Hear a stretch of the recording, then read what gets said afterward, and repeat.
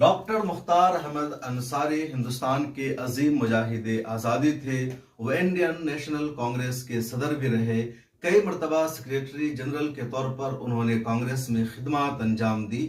Congress join کرنے سے پہلے وہ مسلم لیگ کے بھی صدر رہے۔ بنارس ہندو یونیورسٹی کے قیام میں ان کی جد و جہد شامل تھی۔ جامعہ ملیہ اسلامیہ کو بھی انہوں نے اپنی کوششوں سے قائم کیا۔ ون آف دی فاؤنڈر ممبر تھے اور تا حیات وہ جامعہ ملیہ اسلامیہ کے چانسلر رہے۔ خلافت مومنٹ کے وہ پرزور حامی تھے اور خلافت عثمانیہ کو بچانے کے لیے اپنی سطح پر انہوں نے پوری طرح جد و جہد کی۔ اس عظیم مجاہد آزادی اور اس عظیم شخص کا آج 25 دسمبر کو 142واں جنم دن ہے، لیکن کسی نے ان کو یاد نہیں کیا، سبھی نے فراموش کر دیا۔